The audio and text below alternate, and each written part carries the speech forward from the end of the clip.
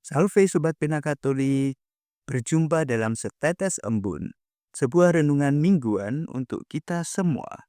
Renungan hari ini, Minggu tanggal 9 November 2025, bacaan diambil dari Injil Yohanes bab 2 ayat 13 sampai dengan 22. Inilah Injil suci menurut Yohanes. Dimuliakanlah Tuhan.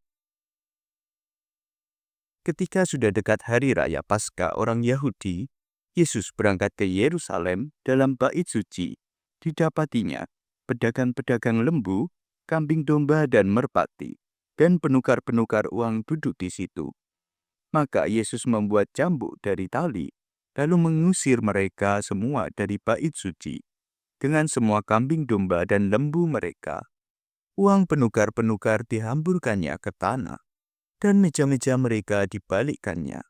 Kepada pedagang-pedagang merpati, ia berkata, "Ambil semuanya ini dari sini. Jangan kamu membuat rumah Bapakku menjadi tempat berjualan." Maka teringatlah murid-murid Yesus bahwa ada tertulis, "Cinta untuk rumahmu menghanguskan aku." Tetapi orang-orang Yahudi menantang Yesus, katanya, "Tanda apakah dapat engkau tunjukkan kepada kami bahwa engkau berhak bertindak demikian?" Jawab Yesus kepada mereka, "Rombaklah bait Allah ini, dan dalam 3 hari aku akan mendirikannya kembali."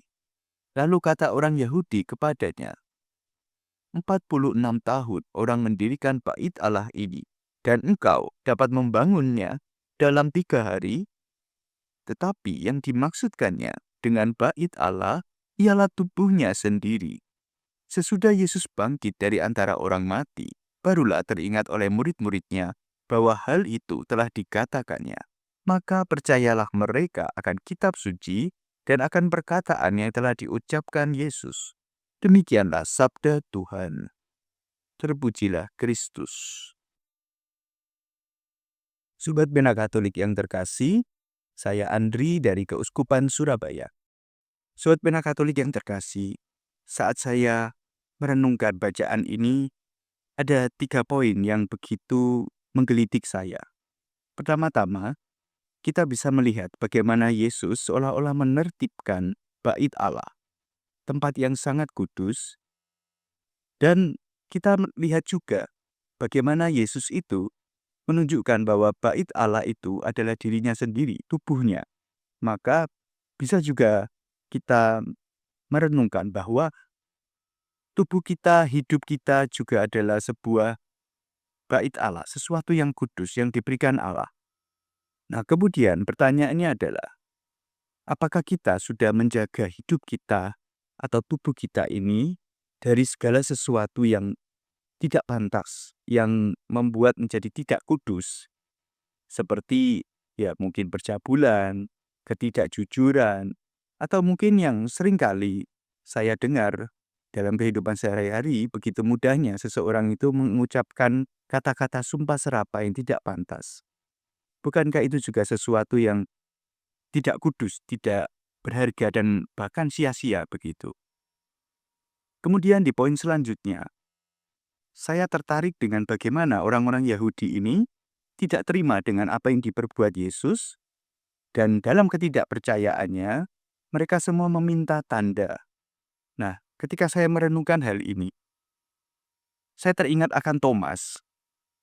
Ya, Thomas Rasul. Thomas Rasul itu dikatakan pada Tuhan Yesus, ia tidak percaya akan kebangkitannya karena dia tidak mencucukkan sendiri tangannya ke lambungnya yang sudah terluka gitu ya. Lalu Tuhan Yesus datang dan memperlihatkan lambungnya yang terluka itu setelah kebangkitan dan mengatakan, "Berbahagialah kamu yang percaya tapi tidak melihat."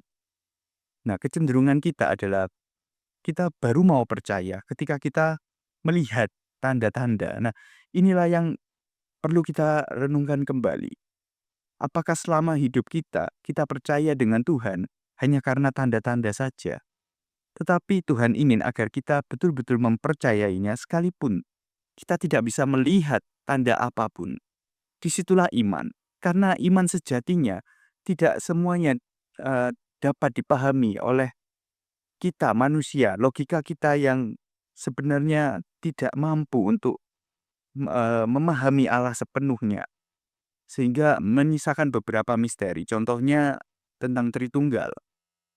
Bagaimana Santo Agustinus pun pernah mengalami pengalaman rohani ketika ia hendak memecahkan soal Tritunggal yang Maha Kudus, dan pada akhirnya berujung pada karena iman yang menuntun, karena percaya aku mengerti, bukan karena mengerti baru aku percaya. Maka iman adalah sesuatu yang kita percayai sekalipun itu tidak dapat kita lihat. Lalu yang ketiga, poin yang paling menarik adalah saya melihat bagaimana Yesus itu menjawab orang Yahudi ini. Mereka ingin melihat tanda bahwa supaya mereka yakin bahwa Yesus itu berhak melakukan demikian, atau Yesus itu sungguh-sungguh Tuhan gitu ya, sungguh-sungguh Mesias.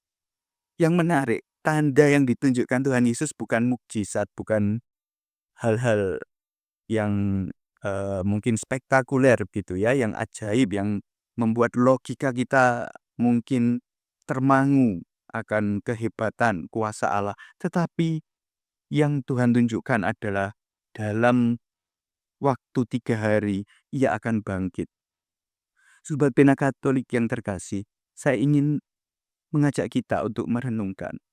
Justru kealahan Tuhan kita Yesus Kristus dan kemuliaannya itu ditandakan oleh Tuhan Yesus melalui apa?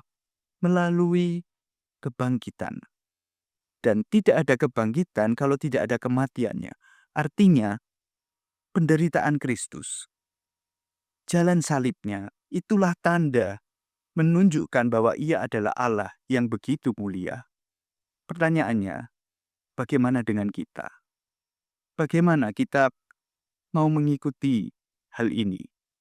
Coba kita lihat, kemuliaan itu baru bisa muncul, baru bisa ditunjukkan adalah setelah jalan salib, jalan penderitaan.